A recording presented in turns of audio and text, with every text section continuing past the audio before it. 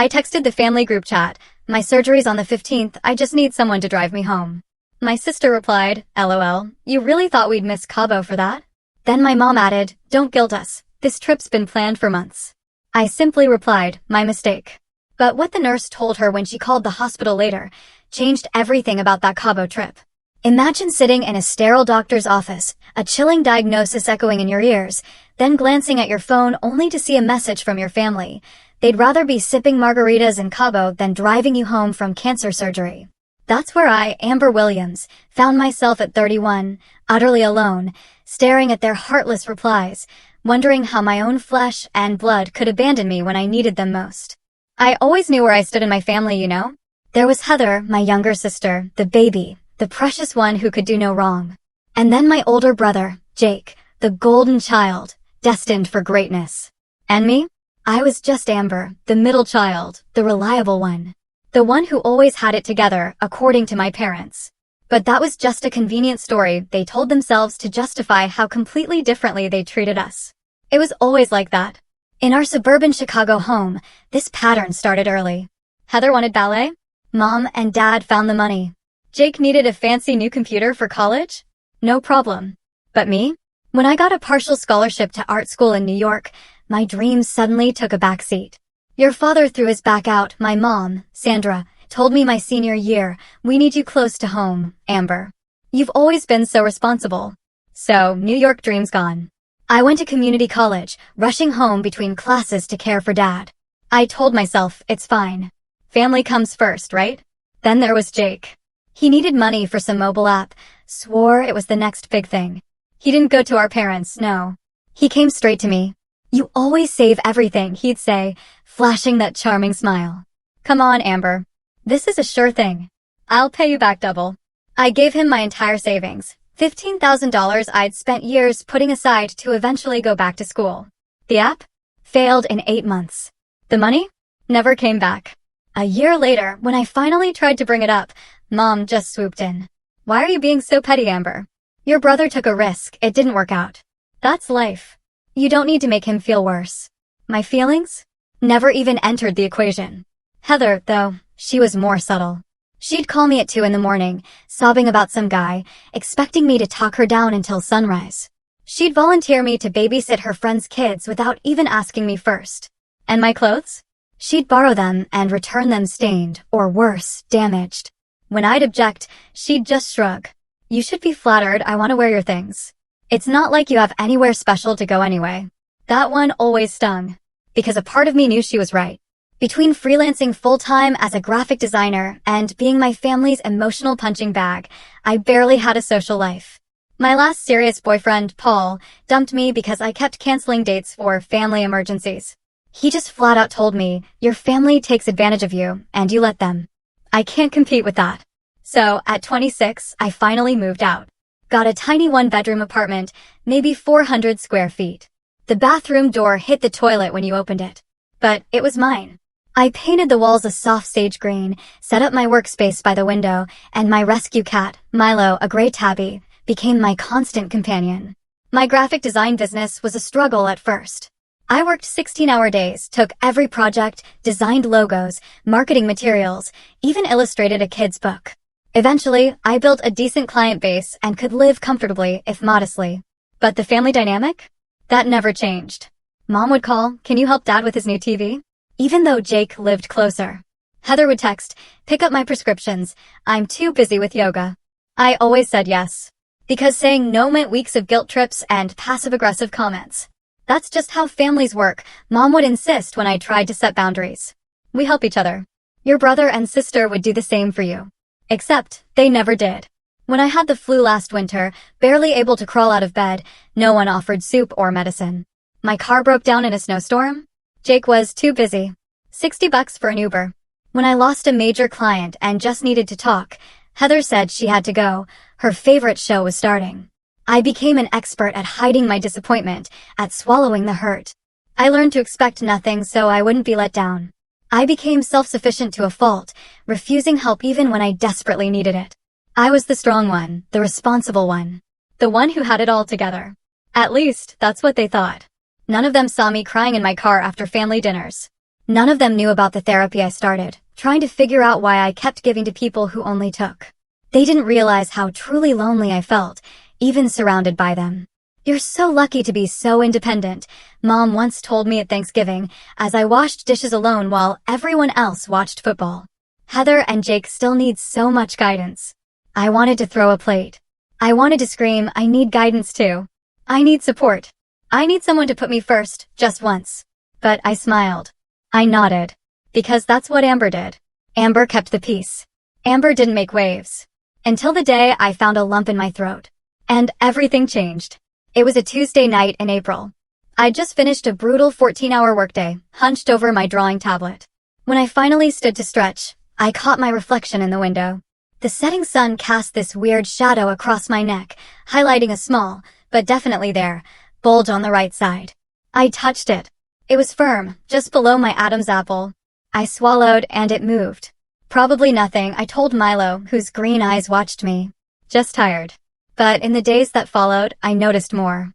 I was constantly exhausted, even after 8 hours of sleep. Sometimes I'd have to swallow twice to get food down. My voice was raspier during client calls, forcing me to clear my throat over and over. After a week of monitoring and way too many online medical videos, I finally booked an appointment with my doctor. I didn't tell my family. No point worrying them over nothing, right? Besides, Mom was busy planning Heather's birthday, and Dad was focused on Jake's big tech job interview. Dr. Melissa Carter was petite, with kind eyes and a no-nonsense vibe. She examined the lump, her fingers pressing. "How long has this been here, Amber?" she asked, making notes. "About a week," I said, but it could have been longer.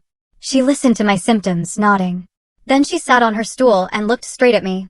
"I want to send you for an ultrasound and some blood work. It could be several things, but with a thyroid nodule of this size, we need to rule out anything serious." That word hung in the air. Serious. I wanted to ask if she meant cancer, but I couldn't make my mouth form it. "Is there someone who can come with you to these appointments?" she asked gently. I thought about my family. About how Mom would somehow make it about her stress. How Heather would offer useless wellness tips and essential oils. How Jake would just awkwardly pat my shoulder and change the subject. "No," I said, "I'll be fine on my own." The ultrasound was the next Monday. I lay there, shivering from the cold gel, watching the technician's face for any clue, but her expression stayed perfectly neutral. "Your doctor will receive the results in a few days," was all she said. Then came the blood work. 5 vials drawn from my arm, testing for things I barely understood.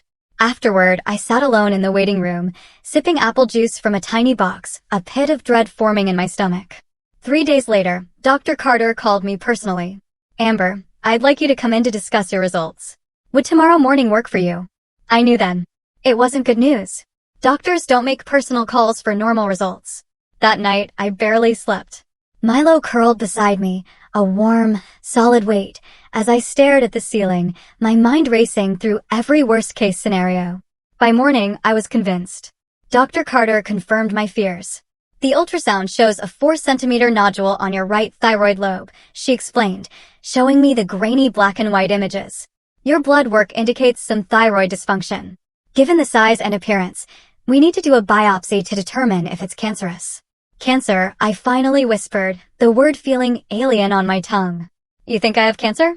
"I think we need more information," she replied, ever so diplomatically. "Thyroid nodules are common, and most are benign, but we need to be thorough." The fine needle aspiration biopsy was scheduled for the following week. I researched it, learned about the needle, the cells, the moderate pain. What the articles didn't mention was the raw vulnerability of lying there, neck exposed, alone in a room full of strangers, about to have a needle plunged into my throat. The radiologist narrated each step, small pinch for the anesthetic. Now some pressure as we insert the sampling needle. Hold very still. I fixated on a water stain on the ceiling that looked vaguely like a rabbit. The pain was sharper than moderate. A persistent, stinging ache that made my eyes water. The nurse noticed. She gently placed a hand on my shoulder. "You're doing great. Almost done." Afterward, I sat in my car for 20 minutes before driving home, an ice pack against my neck and a heavy, cold fear in my chest. Results in 72 hours. 3 days of agonizing limbo. That Sunday, I skipped dinner with my family, telling them I had a sore throat. It was easier than explaining what was really happening. Easier than watching their faces shift from fleeting concern to quick relief when they realized it wouldn't require any effort from them. The call came on Tuesday afternoon. Dr. Carter's number flashed on my phone. I stepped onto my small balcony, closing the door so Milo wouldn't dart out. "Amber," she began, and I knew instantly my life was about to change. "The pathology shows papillary thyroid carcinoma. It's a form of thyroid cancer." I sank onto my balcony chair, my legs suddenly like jelly. "The good news," she continued, "is that this type is highly treatable, especially when caught early. You'll need surgery to remove the affected part of your thyroid, possibly the entire gland, depending on what the surgeon finds." She kept talking, but her words blurred into medical jargon. All I could think was, "I have cancer. And I am completely alone. "Do you have any questions, Amber?" she asked, pulling me back. "How soon does the surgery need to happen?" I managed to croak out. "As soon as possible. I'll refer you to Dr. Thompson, one of the best thyroid surgeons. His office will contact you today." Just as she'd said, Dr. Thompson's assistant called within hours. Consultation set for Thursday, and the earliest surgery date? The 15th. 2 weeks away. It was only after I hung up that the practical implications hit me. Outpatient surgery, but I couldn't drive myself home because of the anesthesia. I'd need someone to pick me up, someone to stay with me that first night. I'd have to ask my family for help. My stomach clenched at the thought. I spent that entire evening pacing my apartment, rehearsing how to ask. Call mom directly? Text my siblings individually? Downplay the seriousness to avoid drama, or be brutally honest about the cancer? In the end, I settled on the family group chat. It felt less vulnerable somehow. Less like I was singling anyone out. Just putting it out there for them to figure out. I sat on the couch, Milo purring in my lap, crafting and deleting message after message. Too dramatic, too casual, too detailed, too vague. Finally, at 9:30 p.m., I found the right words. I thought. I hit send. "Hey everyone, just wanted to let you know I'm having surgery to remove a thyroid nodule on the 15th. It's outpatient, but I'll need someone to drive me home afterward. Let me know if anyone's available." I stared at my phone. 2 check marks. Mom, Dad, Jake, Heather, all had seen it. I waited. For the typing bubbles. For someone, anyone, to immediately respond with concern, with offers of help. Nothing. 10 minutes passed. 20. 30. I told myself they were busy, maybe discussing it offline, checking their calendars. I tried to watch a baking show, but my eyes kept darting to the silent screen. After 45 agonizing minutes, a response finally popped up. From Heather. "LOL. You actually thought we would miss Cabo for that? We've been planning this trip for months." I froze. I read it. Reread it. Was this a joke? Was I missing something? Before I could even process it, another message appeared. This one from my mother. "Don't guilt us, Amber. This trip has been planned for months. Can you reschedule your surgery or ask a friend?" The casual cruelty. It took my breath away. My fingers hovered over the keyboard. I could have explained, this is cancer surgery, not a dentist appointment. I could have reminded them of every single time I dropped everything for them. I could have begged, pleaded, demanded the basic human courtesy a stranger would offer. Instead, I typed, "My mistake." Then I turned off my phone, curled up on the couch, and just sobbed. Until my throat was raw. Until my eyes were swollen shut. Milo pressed against me, his furry body warm and solid. My only comfort. The next morning, I called in sick to my client meeting. I'd never done that. But I couldn't trust my voice not to break, couldn't trust myself to keep up a professional front when inside, I was crumbling. Around noon, I finally turned my phone back on. No new messages in the family chat. But there was a missed call from Mom. No voicemail, just the notification. I thought about ignoring it, but I knew that would just postpone the inevitable. Taking a shaky breath, I called her back. "Amber," she answered on the second ring. "Are you trying to make me feel bad?" "Because it's working." "No, hello." "No, how are you?" "No, I'm sorry for my insensitive response." Just an immediate accusation that I was manipulating her. Classic. "That wasn't my intention," I said, my voice flat. "I just needed a ride home from surgery." "Well, you dropped this on us out of nowhere. We have non-refundable deposits for this trip. Your father has been looking forward to it all year. Heather needs the break from her stressful job. Jake is meeting his girlfriend's parents for the first time." Each justification was a tiny knife, twisting between my ribs. Every single family member had a reason that mattered. Except me. "It's fine, Mom," I said, even though it was anything but. "I'll figure something out." What kind of surgery is it anyway? You never said. I considered telling her the truth. Saying the word cancer.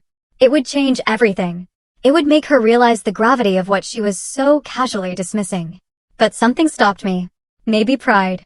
Maybe the chilling realization that I shouldn't have to have cancer for my own family to care about me. Just a thyroid thing, I said vaguely. Nothing major. See? You'll be fine. You always are. That's what I love about you, Amber. You're so self-sufficient. After we hung up, I just sat there, staring at my phone, wondering when self-sufficiency had become a convenient excuse for abandonment. I scrolled through my phone contacts, trying to think of anyone else. My friend circle had shrunk to almost nothing over the years because I always prioritized family over social connections. The few friends I still had were either out of state or juggling young kids, making last-minute help impossible. I called my neighbor, Mrs. Patel, a kind 72-year-old widow who often brought me homemade chai. She'd already agreed to check on Milo while I was in the hospital. I'm so sorry, dear, she said, her voice soft with sympathy after I explained. I would help, but I don't drive anymore because of my eyesight. I tried a former coworker, but she had a conference. A cousin, an hour away, couldn't find childcare. I exhausted every single possibility. My only option was a medical transportation service. $300 for a simple pickup and drop-off. Expensive. But I booked it, putting it on a credit card already straining under medical bills my insurance wouldn't fully cover. That night, I got a text from Jake, the first direct contact from him. Hey, sorry about the surgery thing. Bad timing with Cabo and all. Need anything before we leave? It was the closest thing to concern any of them had shown, but it still missed the mark entirely. He could offer to pick up groceries before their trip, but not change his plans to help during my medical crisis. I'm all set, I replied. Have fun in Cabo. He sent back a thumbs-up emoji. No follow-up questions about my surgery. My recovery. My well-being. Nothing. The next day, Heather posted in the family chat about her new swimsuit for the trip, a selfie in the dressing room. Mom responded with heart eyes emojis. Dad commented she'd be the prettiest girl on the beach. No one mentioned my surgery. No one asked how I was doing. It was like my entire medical crisis was just an inconvenient footnote, acknowledged for a second, then swiftly forgotten in favor of vacation plans. I muted the chat after that. I couldn't bear the excited countdown messages that followed. The distance I'd always felt from my family suddenly became a vast, unbridgeable chasm. I'd spent years telling myself that blood was thicker than water, that family was everything. Now I wondered if I'd been lying to myself all along. With just under 2 weeks until surgery, I threw myself into preparations. If I was going to do this alone, I would be as prepared as humanly possible. I deep-cleaned my apartment, scrubbed the bathroom, changed my sheets to the softest ones I owned. I organized my kitchen, moving essentials from high shelves to counter level, remembering what I'd read about restricted movement after thyroid surgery. Then food. Applesauce, yogurt, instant mashed potatoes, soup, ice cream, popsicles. My fridge and freezer became a fortress of soft, easy-to-eat meals. I set up a recovery station by the couch. Tissues, lip balm, throat lozenges, a bell for Mrs. Patel, even a small whiteboard and marker in case my voice was affected. The pharmacy was next. Pain meds, gauze, medical tape, throat sprays, cold packs. The pharmacist raised an eyebrow. Big surgery coming up? He asked. I just nodded, not trusting myself to speak without getting emotional. Good luck, he said kindly. Make sure whoever is taking care of you knows when to give the medications. I offered a weak smile and left. My work situation. That too. I emailed clients, explaining I'd be out for a week due to a medical procedure. Most were understanding, though one was frustrated by the timing. I worked insane overtime, staying up past 2 a.m. for several nights to meet deadlines. It was exhausting, but better than losing clients or income, especially with the medical bills piling up. Mrs. Patel agreed to check on Milo twice daily, give him his medication. I wrote detailed instructions, even recorded myself calling his name in case he got lonely. You think of everything, she said, looking at my meticulous preparations. But who is thinking of you, dear? I had no answer for that. The day before my consultation with Dr. Thompson, Mom called again. Just checking in before we leave tomorrow, she said, way too brightly. We'll be gone 10 days. Jake's watching the house, but he'll mostly be at his girlfriend's. Oh, and we're turning off our international data to avoid charges, so we'll only be on Wi-Fi at the resort. I'll send lots of pictures. Not once, during that 5-minute call, did she mention my surgery. When I hung up, I wondered if they'd truly forgotten, or if they were just expertly avoiding the subject to minimize their guilt. Dr. Thompson's consultation was sobering. He was a tall man, silver-haired, with a direct manner I actually appreciated. He explained the procedure in excruciating detail, using diagrams. Based on the size and nature of your tumor, we'll likely need to remove the entire right lobe of your thyroid, and possibly the left, depending on what we find during surgery. Then came the risks: damage to laryngeal nerves, affecting my voice permanently or temporarily. Bleeding. Infection. Calcium imbalances. Lifelong thyroid replacement hormones. "Do you have any questions?" he asked when he was done. I had dozens, but one took precedence. "How bad is the recovery?" "I'll be managing it alone." His eyebrows rose slightly. "Alone? That's not ideal. The first 24 to 72 hours are the most critical. You'll be weak from anesthesia, in pain. And there's a small risk of post-operative bleeding that would require immediate medical attention. Is there absolutely no one who can stay with you?" The slight judgment in his tone made me instantly defensive. "I've made arrangements," I said, conveniently, omitting that those arrangements involved an elderly neighbor and a medical transport service I could barely afford. Dr. Thompson didn't look convinced, but he moved on. "You'll need to sign an informed consent form. Since you don't have anyone with you today, please read it carefully and ask any questions now." I signed the papers with a steady hand, even though inside, I felt anything but. This was really happening. I was having cancer surgery, and I was doing it completely, utterly alone. As I was about to leave, Christine, Dr. Thompson's nurse, quietly followed me into the hallway. "Amber," she said, "I couldn't help but overhear that you don't have support for your recovery. I want you to have my direct number. If you have any concerns after surgery, day or night, please call me." Her kindness. It nearly broke me. I took the card, blinking furiously to keep the tears back. "Thank you," I managed to choke out. "Is there really no family member or friend who could be notified about the severity of your condition?" She pressed gently. "Sometimes people don't understand the seriousness of thyroid cancer." "They're on vacation," I said, the words sounding ridiculous even to my own ears. "In Cabo. It was planned months ago." Christine's expression shifted, almost imperceptibly. "Would you like me to call them?" Sometimes hearing it from a medical professional makes the situation clearer. For a moment, I was so tempted. So tempted to let her call my mother. To explain exactly what was happening. To force my family to confront their callousness. But my pride, that same stubborn pride that had kept me self-sufficient all these years, wouldn't allow it. "No," I said, firmly. "I don't want to ruin their trip. I'll be fine on my own. I always am." As I drove home, Christine's offer replayed in my mind, over and over. Why was I protecting people who had shown so clearly they wouldn't do the same for me? Why was I still, even now, prioritizing their happiness over my own well-being? I didn't have answers. Only the familiar ache of being the responsible one. The strong one. The one who never needed anything, even when I needed absolutely everything.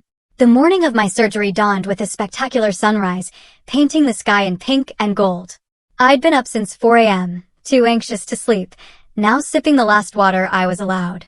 By 5:30, I was dressed in loose, comfortable clothes, a button-up shirt, just as recommended.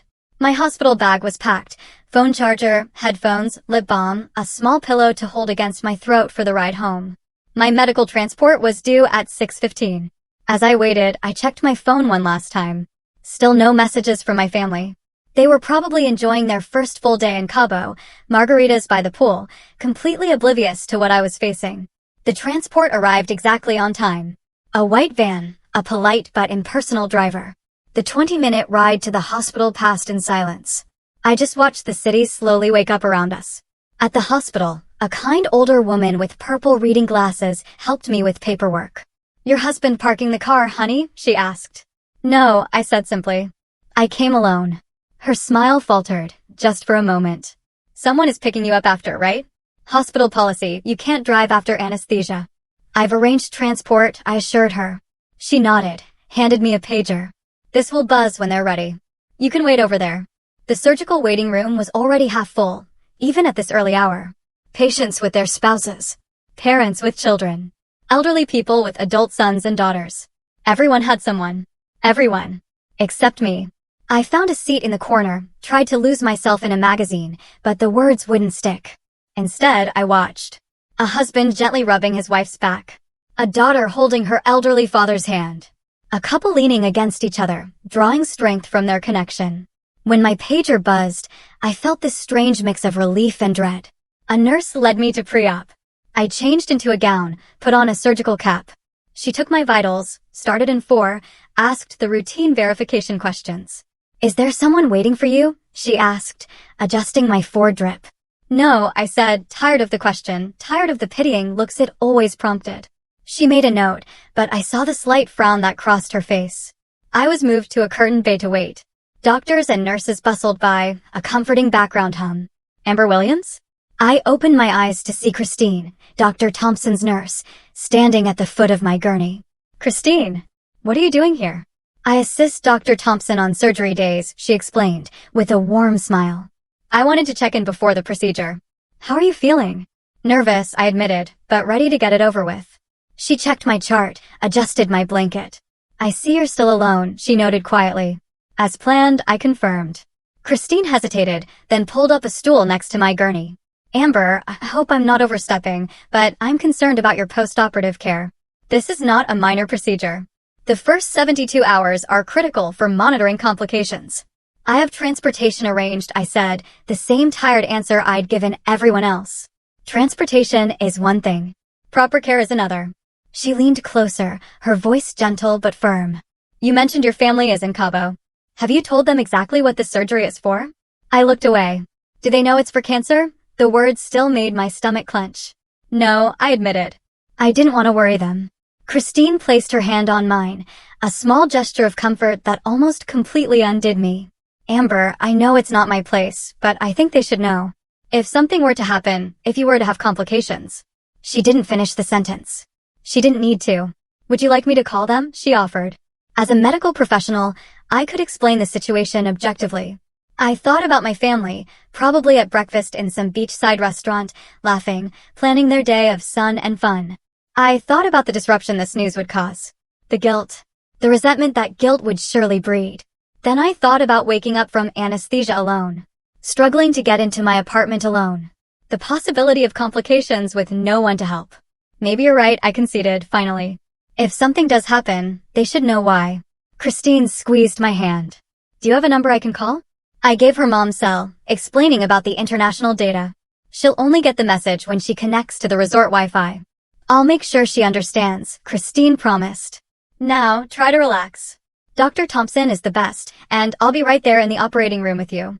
As she walked away, I felt a strange lightness. Whatever happened next, at least I wouldn't be carrying the burden of secrecy anymore. A flurry of medical personnel came and went. The anesthesiologist, a surgical resident, Dr. Thompson himself. Then it was time. They wheeled me into the operating room, a cold, brightly lit space. The team worked efficiently, attaching monitors. The anesthesiologist placed a mask over my face. "Take deep breaths, Amber. Count backward from 10. I made it to 7. Then, darkness. Meanwhile, in a quiet corner of the pre-op area, Christine was making the call that would change everything. "Hello, Mrs. Williams. My name is Christine Reyes. I'm a nurse at Memorial Hospital, working with Dr. Thompson. I'm calling about your daughter, Amber." Thousands of miles away, at a beachside resort, Sandra Williams excused herself from breakfast, annoyed by the interruption to her vacation. She had no idea that what she was about to hear would make her abandon the beach chair she'd claimed at 7 a.m., the snorkeling excursion she'd booked, and the 5-star dinner reservation that had required a 2-month wait list. "What do you mean, cancer?" Sandra's voice echoed in the resort hallway. She never said anything about cancer. Christine's voice was professionally calm, but firm. "Amber has papillary thyroid carcinoma. Dr. Thompson is removing the tumor and likely her entire thyroid gland as we speak. This is a serious procedure with potential complications, including damage to the laryngeal nerves which control the voice box and a risk of post-operative bleeding. But she said it was just a minor procedure, that she just needed a ride home." Sandra protested weakly. "Mrs. Williams, your daughter will need close monitoring for at least 72 hours post-surgery. She currently has no one to provide that care. She arranged medical transport and has a neighbor checking in, but that is insufficient for her medical needs." A long, stunned pause stretched across the line. "I had no idea," Sandra finally said, her voice small, broken. We never would have, if we had known. I understand this is a shock, Christine acknowledged. But there is still time to make arrangements. Amber will be in recovery for several hours. We'll be there, Sandra said, suddenly firm. All of us. Thank you for calling, nurse. Thank you for telling us what our daughter wouldn't. As Sandra rushed back to tell her husband and children, Amber lay under anesthesia, completely unaware that her family dynamics were about to shift dramatically. The journey back to consciousness was slow, disorienting. First, a rhythmic beeping. Then, the pain. A burning, throbbing sensation across my throat. I tried to swallow. Immediately regretted it. Easy there, a gentle voice cautioned. Try not to swallow too much. I blinked, trying to focus. A recovery room nurse adjusted my Surgery's all done, she said, her voice practiced and cheerful. Dr. Thompson will be by when you're more awake. I wanted to ask questions, but my throat felt like I'd swallowed broken glass. The nurse seemed to understand. Your surgery went well. They removed the entire thyroid, but preserved the parathyroid glands and laryngeal nerves. You're going to be just fine. I gave a tiny nod, sending another wave of pain through my neck. I'll get you some ice chips for your throat, she said, patting my hand before leaving. As my senses slowly returned, I felt a warm pressure on my right hand. Someone was holding it. I turned my head slightly, wincing, and saw a figure slumped in a chair beside my bed, their head resting near my arm. It took my foggy brain several moments to process, dark hair streaked with familiar silver. The chunky turquoise bracelet I'd given her for Mother's Day 3 years ago. Her distinctive floral perfume. Mom, I must be hallucinating. My mother was in Cabo, thousands of miles away, sipping tropical drinks. She couldn't possibly be here, holding my hand, in a recovery room in Chicago. I blinked hard, expecting the vision to disappear. Instead, Mom's head lifted, revealing red-rimmed eyes and tear-stained cheeks. Amber, she whispered, her voice cracking. Oh, sweetheart, you're awake. I stared at her, utterly confused, unable to reconcile her presence with what I knew to be true. I tried to speak, but only managed a painful croak. Don't try to talk, she urged, grabbing a notepad and pen from the bedside table. The doctor said your throat will be very sore. You can write if you need to tell me something. With a shaking hand, I scrawled a single word, Cabo. Mom's face crumpled. We came back as soon as we heard, honey. Why didn't you tell us it was cancer? Why didn't you tell us how serious it was? Before I could attempt a response, the recovery room curtain was pulled aside. Dad's worried face. Then Jake. Then Heather. They all looked exhausted, rumpled, like people who'd traveled a long way in a frantic hurry. She's awake, Mom informed them unnecessarily. They crowded around my bed, their expressions a mix of concern, guilt, and raw relief. Dad reached out, touching my shoulder gently, as if afraid I might shatter. Princess, he said, using a nickname he hadn't used since I was 10. We got here as fast as we could. Jake stood awkwardly at the foot of the bed, hands shoved in his pockets. How are you feeling? He asked, then immediately grimaced at the sheer stupidity of the question. Heather was already openly sobbing. I'm so sorry, Amber. I'm so sorry. I looked from one family member to another, still not quite believing they were really there. On the notepad, I wrote, How? Mom wiped her eyes with a tissue. Your nurse called me. Christine. She told us everything. We were on the next flight out of Cabo. I frowned, trying to process this through the anesthesia fog. Christine had called them after all. Despite my resistance. And they had actually come. They'd abandoned their vacation, their non-refundable deposits, their carefully laid plans. For me. The recovery room nurse returned with ice chips, looking genuinely surprised by the crowd around my bed. Well, looks like you have quite the support team now, she remarked, helping me with a tiny spoon of ice. We're her family, Mom stated firmly. We'll be taking care of her. The nurse nodded approvingly. The doctor will be by shortly to discuss post-op care and discharge instructions. As she left, an uncomfortable silence fell over the group. No one seemed to know what to say. Years of unaddressed issues hung heavy in the air, temporarily overshadowed by the medical crisis, but definitely not erased. I picked up the notepad again and wrote, You didn't have to come. Mom read it, her face stricken. Of course we did. You're our daughter. You have cancer.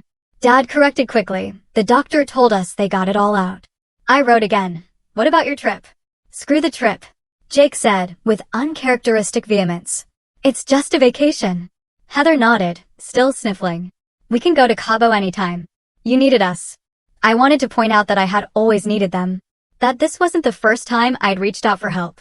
But my throat hurt too much for a lengthy discussion, and the anesthesia was still making it hard to organize my thoughts. Instead, I wrote, "Thank you for coming."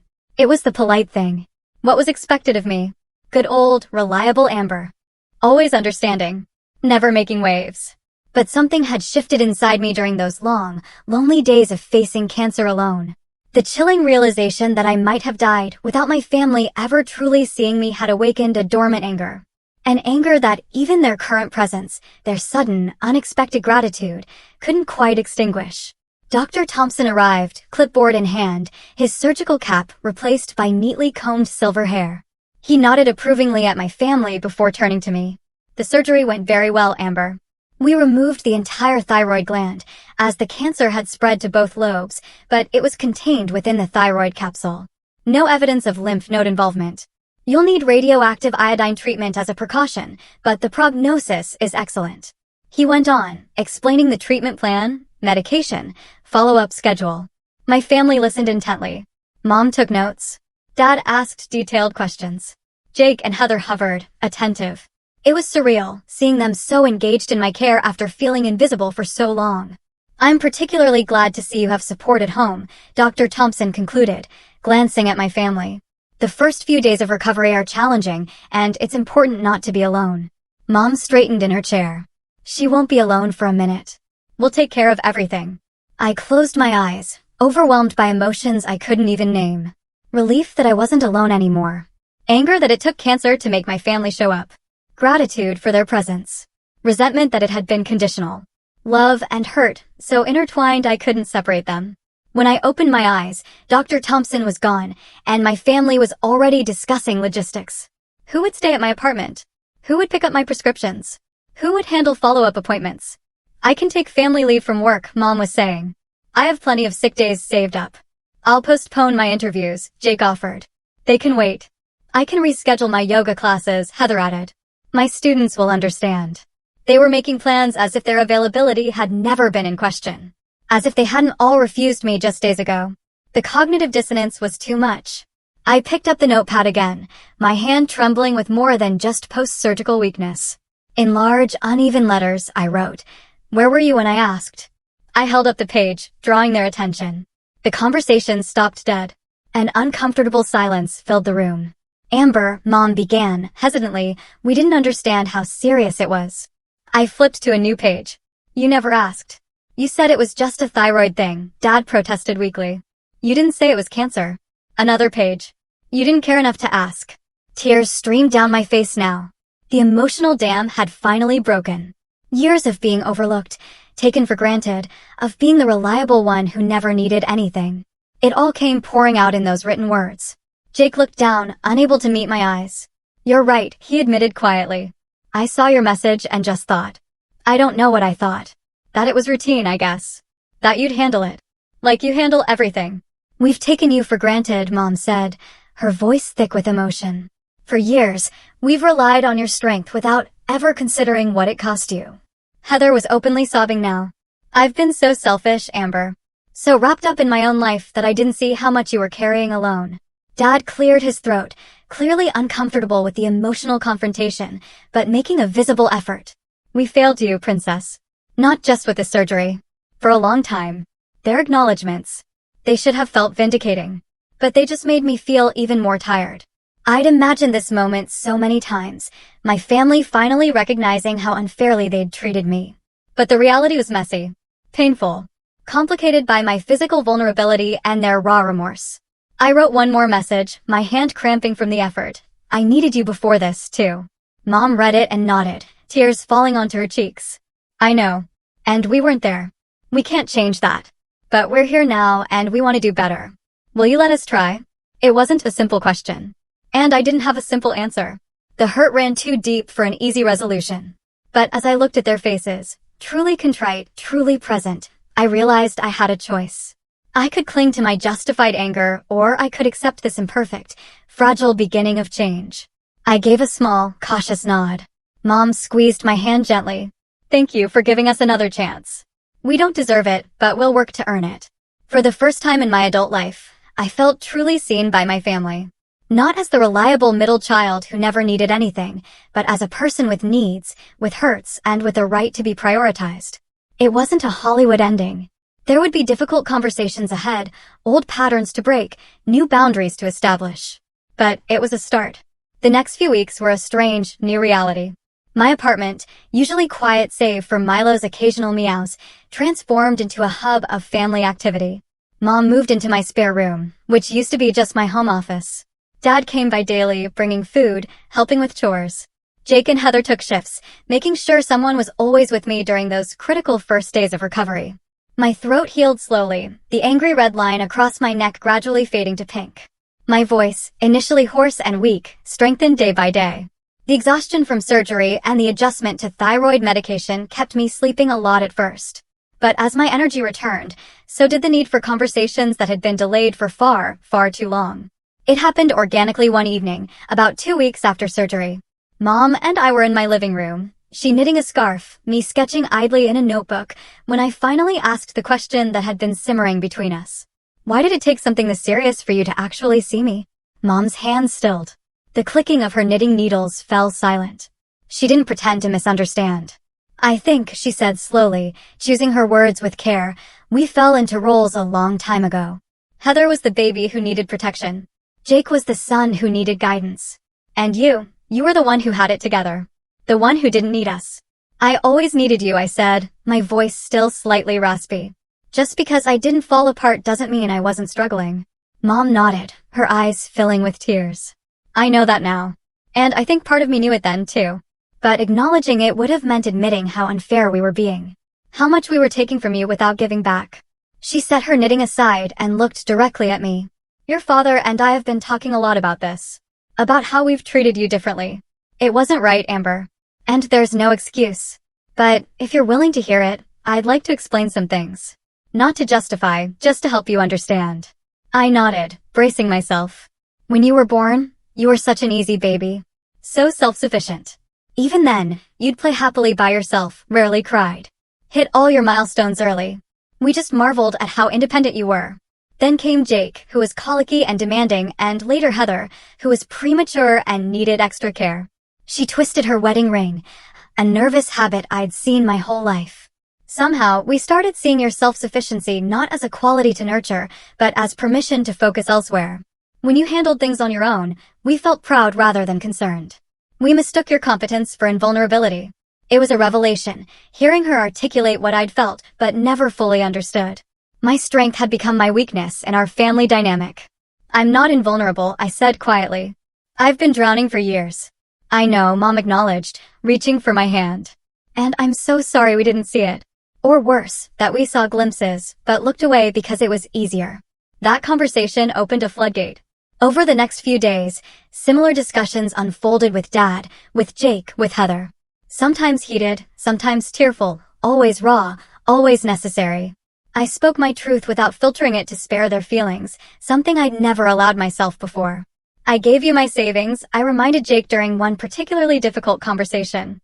$15,000 I was saving for art school. You never paid it back. Never even acknowledged what it cost me. Jake, to his credit, didn't get defensive.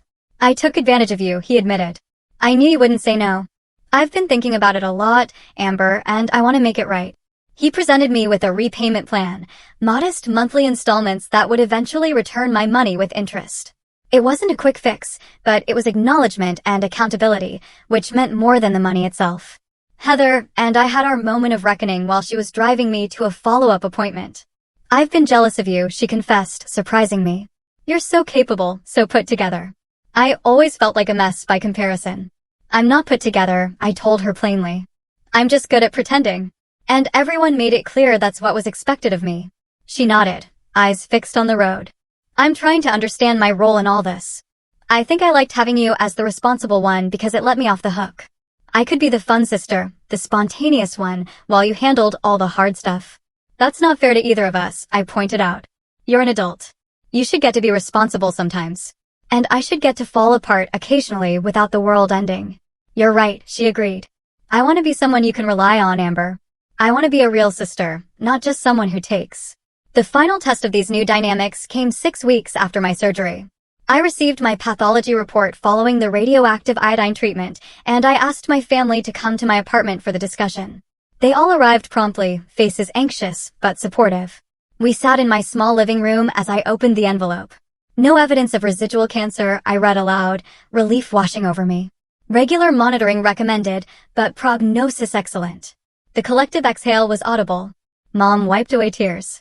Dad squeezed my shoulder. Jake and Heather exchanged relieved glances.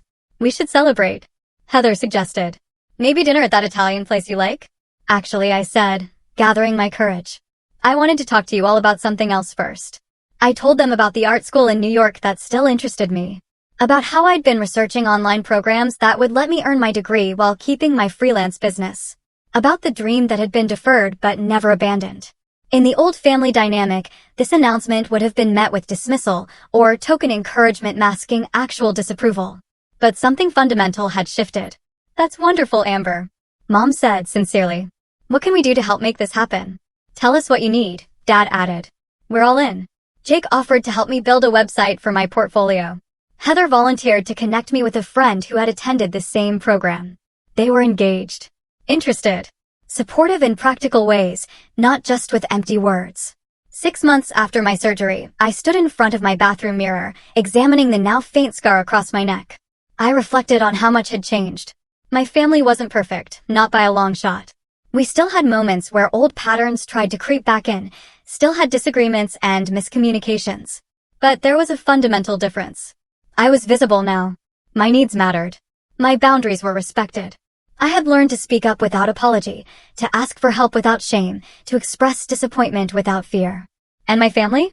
They had learned to listen, to show up consistently, to give back in proportion to what they received. The strangest part of all this is that I don't regret what happened. Not the cancer, no, I wouldn't wish that on anyone. But I don't regret Christine making that call, forcing the truth out into the open. Because sometimes, it takes the terrifying prospect of losing something to truly recognize its value. For my family, the possibility of losing me made them truly see me, perhaps for the very first time. And for me, facing my own mortality helped me understand that being strong doesn't mean being alone. That self-sufficiency is admirable only when it's a choice, not when it's the only option. And that family means absolutely nothing if it's conditional. I'll never know what would have happened if I told them about the cancer myself from the beginning. Maybe they would have canceled their trip willingly. Maybe they would have found a way to rationalize still going. It's a question without an answer. What I do know is this: sometimes a painful truth is the only thing that can break through years of comfortable illusions. For my family, hearing from Christine that I had cancer while they were on a beach in Cabo was the wake-up call they desperately needed. And for me, their response, dropping everything to be by my side, was the proof I needed that beneath all the neglect and the taking me for granted, there was love worth salvaging. I no longer measure my worth by what I can give to others or how little I need in return. I've learned that true strength isn't found in silence or self-sacrifice, but in honesty and mutual support. Sometimes, letting people see your vulnerability is the bravest thing you can do. I don't regret that phone call. Sometimes, a painful truth is what saves a relationship that truly matters.